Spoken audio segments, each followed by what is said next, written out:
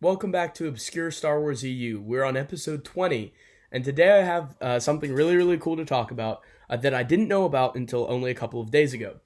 So Spencer's Star Wars Library is a channel that I have watched and followed for a very long time. Spencer's a really cool guy, really awesome guy. He's going through the Expanding Universe in release date order, which is different than Matt's Expanding Universe, which is in chronological order as best he knows how. And Spencer's going through it in the publication order, which is a very cool wrinkle. And it's very neat to see him progress through the Expanding Universe for these 4 or 5 years that he's been doing this. And I've really enjoyed all of the content he's been putting out. And recently he did a collection video where he showed the library. He's Spencer's Star Wars Library. He showed off his library. And I saw something that I have never seen before. I hadn't seen it on Wikipedia, which an article does exist for it. I hadn't seen it on StarWarsReadingOrder.com, StarWarsTimeline.net. Hadn't seen it on Matt's channel or Christopher Nelson's that I recall. But I binged those so back to back that I may have forgotten if it was on there. But I don't recall it being on there, but it could have been. And that is an item that he just casually had on his shelf, and he passed through. He mentioned that he had it up there because there was 2 pages of lore in it, and that it does have 2 pages of lore. And, of course, what I'm referring to is the Star Wars Dark Forces manual coded transmissions. So this was included in the PC box set for Dark Forces. Now I have Dark Forces up here as a CD-ROM, so I did not get it in the full PC box set. The overall really cool, really neat, really collector-y box set. I got it as the little jewel case CD-ROM. And so I tracked this down on eBay, got it for like $3 or $4. And I know I influenced Arthur, my good friend Arthur Lowry, to get it too, because we are like trading back and forth things that are making each other like, do I really need to go get that? And it's just been a blast kind of collecting with Arthur as of late. We keep like buying the same things. He made me go out and buy the Steel Chronicles and the Galactic Battlegrounds Prima guide. After his video, I made him buy like a North Coast role-player games and buy the Monsters and Aliens source book that I covered a little while back. And it's been really fun.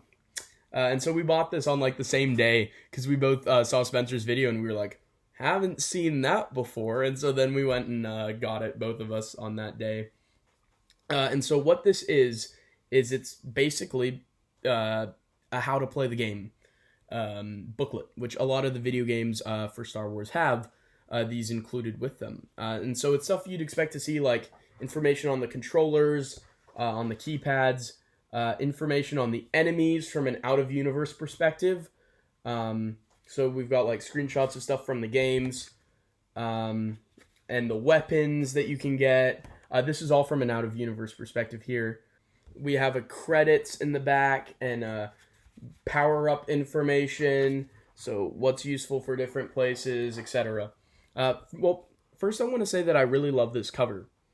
I think it looks so cool. It's paper, it's just a little booklet. There's a couple that can be got on eBay still. And on pages, first I'll show the publication information if you want to pause and take a look at all that. But it's on pages 4 and 5 that we get this short story, and I'll read it to you guys. It's Coded Transmission, Jan Ors to Mon Mothma, subject, Reliability of Kyle Katarn. And so that is the title of the short story that's included here. It is an in-universe message from Jan Ors to Mon Mothma regarding Kyle Katarn, which is so cool. So it's presumably set before the beginning of the game, provides a little bit of backstory for Dark Forces, and it's just really cool. So I'm going to go ahead and read it for you guys, and I'll probably edit up the text so you guys can follow along. I understand there are questions regarding our continued use of Kyle as a freelance agent, both because of his background in Imperial service and his continued status as an occasional non-aligned mercenary, rather than committing to regular service for the Alliance.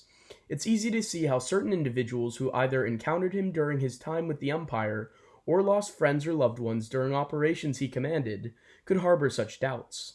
In fact, though, it is precisely his experience in Imperial service that has turned him solidly against the Empire, and will, I believe, eventually convince him of the necessity of the Alliance. I think you'll agree when I fill in more of his personal history. Kyle comes from Salon, the moon of Celeste. Like many of our Outworld recruits, he came from farmer stock, with a warm, close-knit family background. He adored his father, an agricultural machine salesman and mechanic with personal ties to the rural community he served.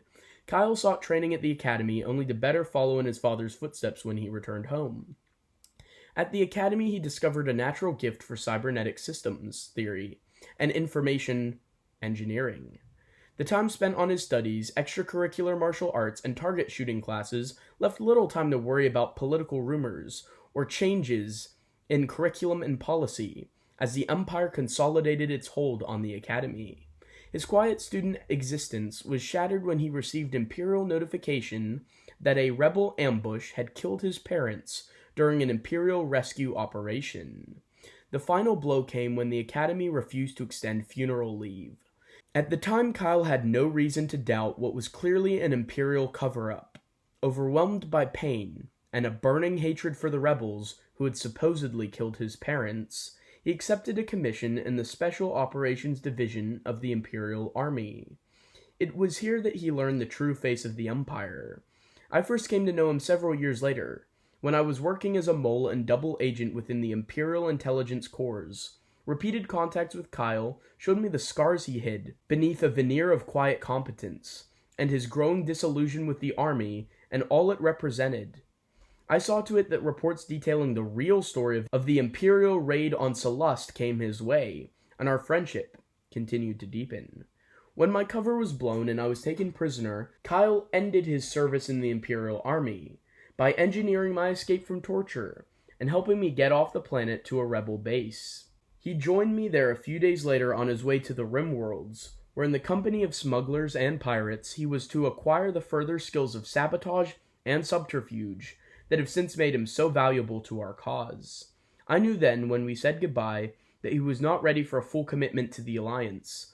The emotional manipulation he endured at the hands of the Empire has hardened him against causes and made the idealistic, trusting young man into a deadly efficient saboteur whose loyalty must be earned rather than bought. One thing is certain, he may not totally trust the Alliance, but he will never forgive or forget what the Empire has done to him. Yes, he saved my life, and is perhaps the most effective covert agent we have, but it is this hatred of the Empire that will ensure his reliability to us. It is sad, but true, that ongoing Imperial atrocities and disregard for life continue to provide our best hope for recruits. Jan Ors. And we have a screenshot of the game of Kyle and Jan, and that is the story. Very, very, very cool. I absolutely love this. It's just this little booklet, staple bound, and I got it for that 2-page short story that's set before Dark Forces, the video game. Wow, wow, wow. I think that short story is really cool. Provides some really cool context for the Dark Forces game that I would have really enjoyed to know about Kyle before jumping straight into the game. I think the game mentions some of the information that was covered there, but overall, I just think this is a really cool short story. And yeah, I think it's worth getting. It's worth tracking down this booklet for that 2-page in-universe transmission. Absolutely love stuff like this. You can't get more obscure than this. Matt Wilkins used to say this on his videos all the time. When people would ask, hey, do you have a complete collection? And he'd say, I think so. That's the story he used to tell, and he'd tell it several times, where he was like, yeah, I think I've got everything, or I think I'm aware of everything, but I'm not so sure. To the best of my knowledge, I have everything, is what he would say. And it's stuff like this that's so cool. I didn't know that this was out there. I had no clue that this was out there until a couple days ago. And I think I'm aware of a lot of obscure Star Wars stuff, but it just goes to show you how little I know. And I just love that. Please, please, please let there keep being expanding universe stuff out there that keeps proving me wrong and showing that I'm just so naive in the ways of Star Wars. I want to find more and more stuff like this. So I don't believe there's any other manuals. I found an archive in PDF of some other game manuals like this that were included in PC box sets. And nothing in universe, just like some title stuff, but nothing like in universe, nothing that's actually a short story, just out of universe stuff. So it looks like a short story is exclusive to this in regards to these game manuals. So this is a treasure for sure, a treasure, and I definitely recommend tracking it down. Thank you to Spencer Star Wars Library for having this up on your shelf in the collection video, because it's brought me much joy getting to go through and read this. And thank you to people like Arthur, whose enthusiasm matches my own and shows me that I'm not crazy. I'm not crazy alone, at least. Me and Arthur are crazy together. And we bought this like immediately as soon as we were aware about it. And I just love stuff like this. And so it's been really fun getting to read that. Very excited that that's out there. And yeah, I'd recommend getting it. Thank you guys for watching this episode of Obscure Star Wars EU. Sorry if I was a little more enthusiastic than usual, but I'm just overjoyed about this piece of expanding universe that came in the mail a couple days ago. So go track it down on eBay if you can. It's a really cool find, I think, and see you guys next time.